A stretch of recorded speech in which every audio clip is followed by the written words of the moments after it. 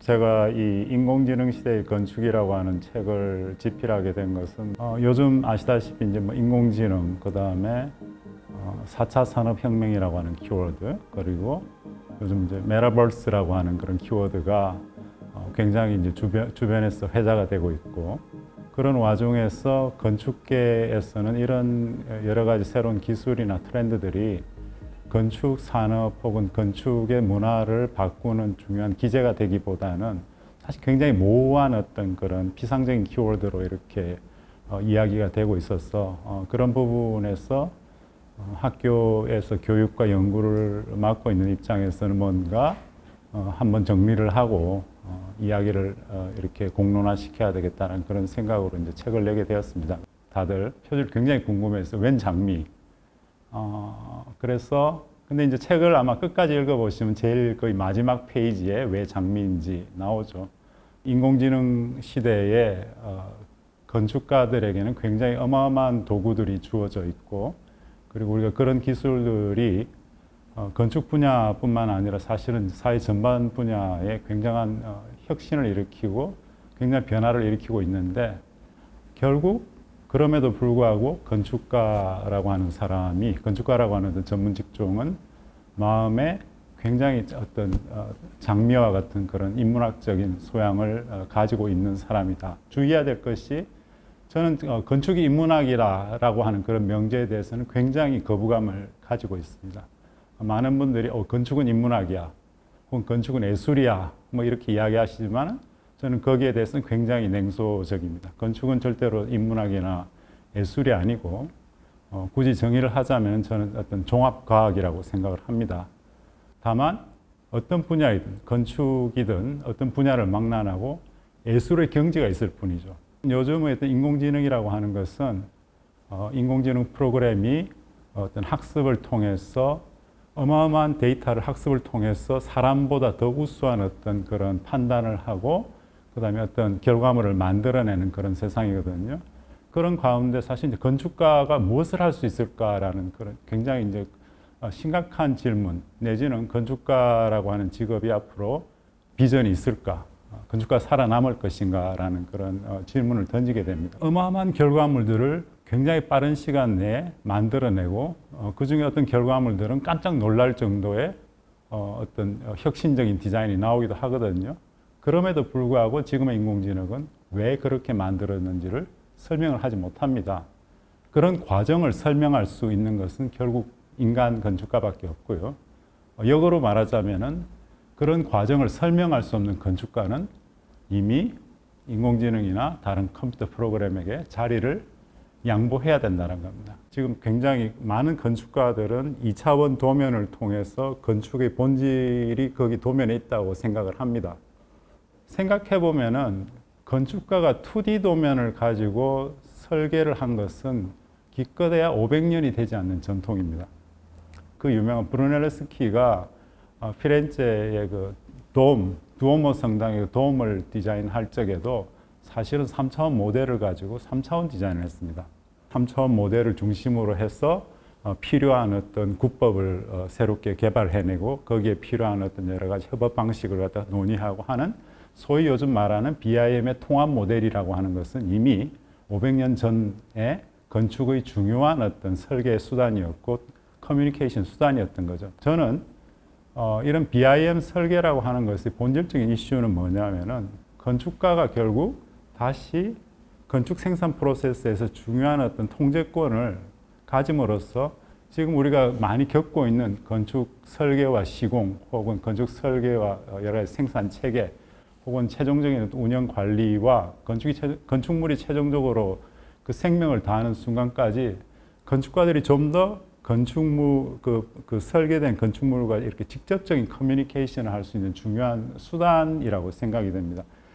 아시다시피 지금 우리나라의 그 주요 발주처에서는 대부분의 일정 규모 이상의 설계의 빔 설계 납품을 의무화하고 있습니다. 울며 겨자 먹기 내지는 뭐 좋은 면도 있지만은 대부분 설계를 지금 빔으로 하고 있거든요. 굉장히 슬픈 이야기인데 왜 그러냐면은 되게 전환 설계라는 걸 하죠. 전 세계 어디에도 없는 그런 어떤 일이 우리나라에서 이루어지고 있습니다. 여전히 주어진 공기와 주어진 설계 시간과 설계비는 똑같은데 거기다 BIM 설계까지 해야 되니까 기존의 설계 회사의 직원들이 빔 설계를 할 틈이 없어요. 그 BIM 설계라는 것이 모델을 만든 게 빔 설계가 아니거든요. 제대로 어떤 정보 모델을 만들어서 그 정보를 이렇게 이리저리 다루어 가지고 설계를 빠른 시간 내에 최적화하고 최선의 안을 갖다가 이렇게 도출하고 그리고 여러 가지 어떤 테스트를 해볼 수 있는 그런 설계를 전제로 하고 있는데 설계는 예전과 똑같이 하고 완성된 설계를 다시 납품용의 빔 모델로 이렇게 외주를 줘서 만들어서 그걸 갖다 제출을 하면은 실제로 발주처는 또 그걸 쓰지 않습니다. 그걸 어떻게 볼 줄도 모르고 그게 여전히 빔 설계는 그냥 3D 모델이다라는 그런 생각만 하거든요. 그래서 결국에는 문화라는 빔 컬처가 제대로 만들어져야만 이 문제들이 해결된다라는 도구와 기술의 문제가 아니다라는 그런 내용입니다. 서울시 혹은 우리나라에서 건축 산업이 이미 굉장히 고도화되어 있고 역사상 가장 오래된 직업이고 그리고 어떤 분야인데 무엇이 문제인가? 굉장히 문제입니다. 전혀 산업화되어 있지 않아요. 설계는 특히 산업화되어 있지 않습니다. 여전히 주먹구구식이고 설계라고 하는 것이 그 4차 산업혁명이 이야기하고 있는 어떤 디지털 전환의 그런 가치나 어떤 그 수익과는 별개의 그런 개념으로 여전히 그 고립되어 있어요. 그래서 이게 어떤 전반적인 그 설계 문화, 빔 컬처가 개선이 되지 않으면 굉장히 요원한 이야기라고 봅니다. 저는. 우리가 도구라고 하는 것은 되게 이제 뭐 저희 때는 연필을 가지고 도면을 그렸었고, 그다음에 이제 뭐 CAD 도면을 그렸고, 지금 뭐 3D 모델링을 지금 소위 BIM이니 뭐 이런 거, 파라메트릭 디자인 다 도구죠. 근데 되게 우리는 그런 도구를 어떻게 생각하냐면 그걸 가지고 도면을 잘 그릴 생각을 합니다. 근데 아시다시피 디지털 전환의 본질이 무엇이냐? 디지털 전환 이전의 단계는 보통 디지털리제이션이라고 하거든요. 디지털리제이션의 더 전 단계가 있습니다. 디지타이제이션이죠. 기존의 일을 그냥 컴퓨터에 집어넣은 게 그 디지타이제이션이죠. 우리 대부분의 CAD 작업이라고 하는 것이 사실은 디지타이제이션입니다. 슬픈 이야기지만 지금도 아직 굉장히 작은 규모의 설계 사무소에서는 특정한 CAD 프로그램 하나를 가지고 도면뿐만 아니라 모든 보고서와 우리가 상상할 수 있는 모든 문서를 다 그걸로 다 만들어냅니다. 근데 굉장히 솜씨가 좋아서 그거 가지고 뭐든지 다 할 수 있어요. 그게 대부분 우리 지금 소위 건축 설계의 기술 수준이고요. 디지털리제이션은 디지털 도구죠. 소위 말하는 설계 자동화, 지금 이야기하는 BIM 혹은 뭐 이런 파라메트릭 디자인을 통해서 어떤 그 설계의 정보를 이용해서 뭐 설계를 자동화한다든지 더욱더 효율을 높인다든지 하는 그런 단계죠. 그러면 디지털 트랜스포메이션, 디지털 전환은 무엇인가? 디지털 전환의 본질은 뭐냐면 사실은 비즈니스 모델입니다.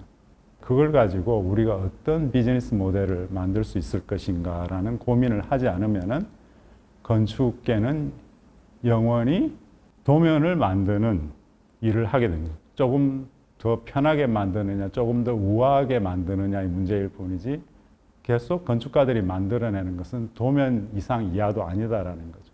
근데 굉장히 우리의 그 사고방식 자체가 저 포함해서 한계죠. 우리는 굉장히 실질을 숭상하는 그런 교육 그 전통과 어떤 그 오랜 어떤 그런 관습이 있죠. 가상에 대해서 잘 몰라요. 가상이라고 하는 것이 가지고 있는 가치나 잠재력에 대해서 굉장히 어떤 그 이해도가 낮습니다.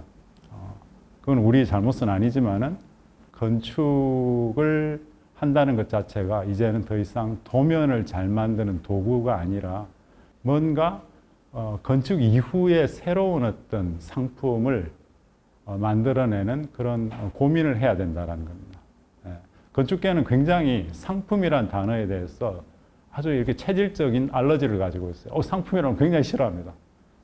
건축이 제품의 퀄리티와 상품으로서의 어떤 가치를 가지면은 그러면은 분명히 건축가들도 충분히 지금보다는 훨씬 더 많은 비즈니스 기회가 있고 건축 산업도 한 단계 전혀 다른 어떤 레벨로 성장할 수 있다고 보거든요. 우리 서울이라고 하는 메가시티의 경우에는 어마어마한 사실 예산을 가지고 있잖아요. 그 예산을 계속 지속적으로 쓴다면 뭐 전 세계 어디에서도 항상 모범이 되는 굉장히 미래지향적인 도시가 되겠죠. 지금까지의 그 소위 스마트시티라고 하는 이름으로 만들어져 온 우리 서울을 포함한 대도시의 양상을 보자면은 굉장히 재밌는 것이 앞에 스마트시티는 실패했다라고 이야기합니다. 왜 실패했냐라고 물어보면은 시민 체감이 되지 않는다. 근데 왜 그럴까요? 사실은 도시는 이미 스마트하죠. 이제는 더 이상 도시의 어떤 특정한 기술을 집어넣는다고 해서 스마트해지지는 않을 것 같습니다. 우리가 도시가 스마트해지는 것은 이런 기술을 쓰면 쓸수록 예측 가능성이 굉장히 높아지거든요. 내가 버스가 언제 도착한다. 내가 비가 올 것이다. 아니면 도로가 막힐 것이다. 지진이 온다. 뭐 이런 것들을 정확하게 예측할 수 있는 가능성이 굉장히 높아지죠. 근데 굉장히 그 예측 가능성이 높아진다는 것은 사람이 어떤 도시에서 활동과 어떤 인터랙션을 하면서 이때까지 불필요하다고 생각되는 모든 것들을 굉장히 빨리 제거해버리는 그런 상황을 가져오게 됩니다. 내가 전철을 타고 어떤 출발지에서 목적지를 가는 동안 아무도 밖에 풍경을 보진 않죠. 시작점과 끝점, 노드와 노드 사이의 어떤 그 공간이라고 하는 것과의 인터랙션을 더 이상 하지 않거든요. 그런 어떤 사이버 스페이스화 되어 있는 데서 다시 사람들에게 내가 살고 있는 도시에 대한 소속감을 갖다가 다시 고양시켜주고 좀 더 주위에 대해서 이렇게 관심을 가지게 하고 좀 더 사람들이 그런 예측 가능성이 굉장히 고도화되고 어떤 인터랙션이 굉장히 이렇게 작아진 상태에서 좀 더 우연한 발견, 세렌디피티라고 하죠. 그런 것들을 다시 복원시켜서 우리가 조금 다른 차원의 스마트함을 가질 수 있는 그런 도시를 만들어야 된다고 생각합니다. 그래서 그런 부분에 여러 가지 노력이 필요하겠죠.